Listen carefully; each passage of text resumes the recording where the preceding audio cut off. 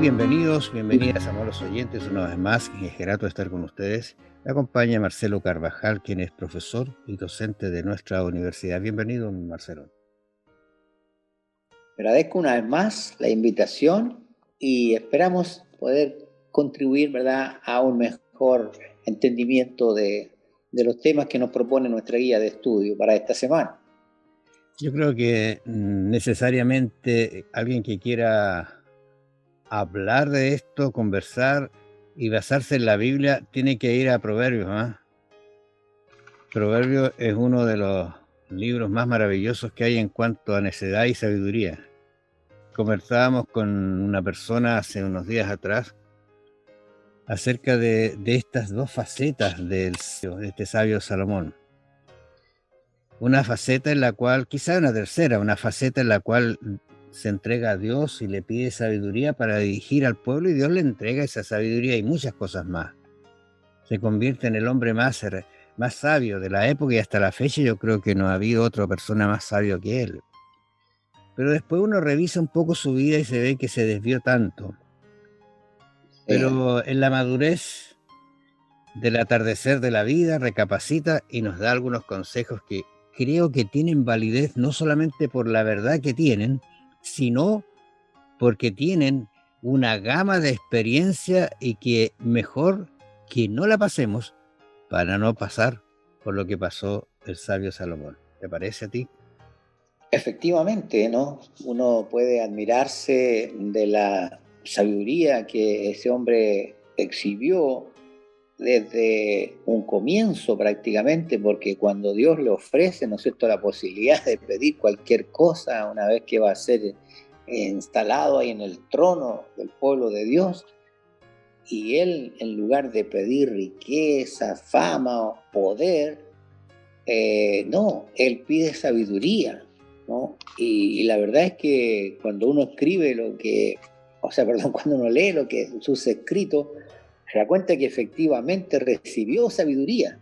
Era un hombre sabio, era reconocido como tal, venía gente desde otros lugares a escucharlo, y sin embargo, como tú mencionabas, de pronto se aparta totalmente y cae en conductas lejanas de la sabiduría, ¿no? Conductas necias. Y al final de su vida recupera, parece, esa sabiduría inicial y se da cuenta que todas esas conductas que él ha tenido, a veces algunas muy alejadas de los principios de Dios, eran simplemente necedad, ¿no? Vanidad. Fíjate que Proverbios 1.7 es característico, pero debería sonarnos y quedarnos en nuestra mente. Y dice: el principio de la sabiduría es el temor de Jehová. Los insensatos desprecian la sabiduría y la enseñanza.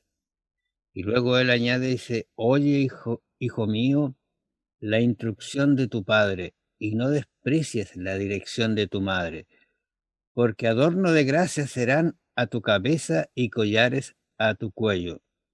Fíjate que, pensando en lo que fue Salomón, él hace una sentida, y yo estoy llamado, ¿verdad?, a entrar en este camino de la instrucción, de la sabiduría y de la verdadera sabiduría en el temor de Jehová. ¿No crees, Marcelo?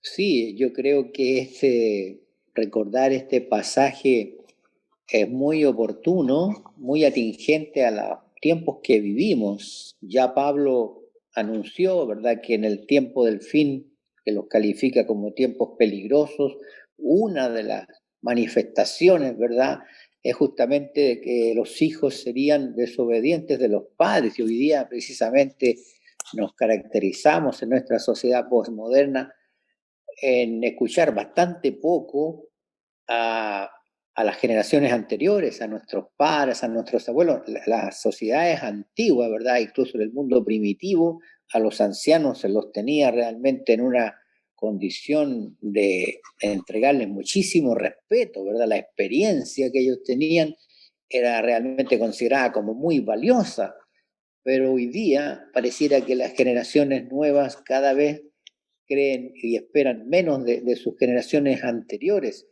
Entonces, este consejo del sabio que escribe los proverbios, que escuchar, ¿verdad?, a nuestros padres, puede ser realmente muy oportuno para el mundo de hoy. Incluso el versículo 10 dice, hijo mío, y fíjate que es tan cercano esto, decir hijo mío, si los pecadores te quisieran engañar, no consientas. Y la verdad que me pregunto, ¿cómo me puedo dar cuenta que me están engañando? Porque normalmente el engaño es muy sutil, siempre está adornado por una verdad, pero trae la mentira al final. Si te quisieran engañar, no consientas. ¿Cómo podemos llegar a no consentir el engaño? ¿Cómo podemos percibir que es un engaño, Marcelo? Bueno, primero que nada, yo creo que es importante asegurar, ¿no es cierto?, la conducción del Espíritu Santo, que el Espíritu Santo, porque Él nos guía a toda verdad. Él nos puede hacer discernir entre lo bueno y lo malo, o entre lo verdadero y lo falso. Entonces, si nosotros contrastamos lo que se nos dice, lo que se nos presenta, con las enseñanzas de las Escrituras, de la palabra de Dios, también tenemos ahí una buena herramienta para discernir si es verdad o es falso. Si no coincide, ¿no es cierto?, con lo que la palabra de Dios plantea, entonces probablemente aquello no va a ser verdadero. Nuestra guía nos lleva a una frase que me ha dejado pensando, cuando dice, cuando más inteligible es el universo, más absurdo parece. Y estoy pensando en por Sí, qué hay un personaje que me parece que dijo esta frase un poquito cambiada así, Waynesburg Steven, y al parecer es un premio Nobel. Y cuando uno habla de premios Nobel son personas que han alcanzado cierto nivel. Y él dice, cuando más comprensible parece el universo, más absurdo parece también. ¿Cómo se puede entender eso? Digo yo.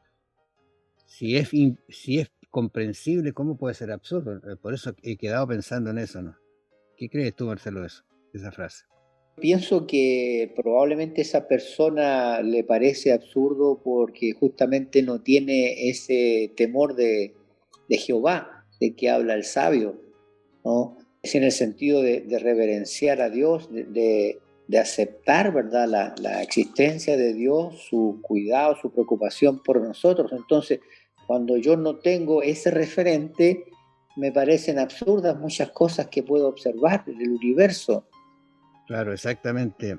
Le falta lo que dice el sabio, ¿no es cierto? El temor de Jehová. Y tendrían reverencia, tendrían miedo de hablar de esto que Dios ha creado tan maravillosamente para nosotros. Por eso que nuestro tema ha estado centrado en este momento de la necesidad y la sabiduría. Es como saber mucho y, y no reconocer a Dios. Ese conocimiento te pierde, te lleva equivocadamente por sendas muy, muy peligrosas. Y a veces se tratan de demostrar que están de acuerdo. Y lamentablemente el hombre y la televisión ha colocado solamente, y voy a decirlo así, solamente programas que van en pro de una evolución. Y yo creo que los programas donde aparece la creación no aparecen en la televisión, lamentablemente. Amables oyentes, vamos a dejar nuestra conversación. Piense usted, léase todo el capítulo 1 de Proverbios. Los invitamos. Que el Señor los bendiga. Vamos a encontrarnos mañana. Bendiciones.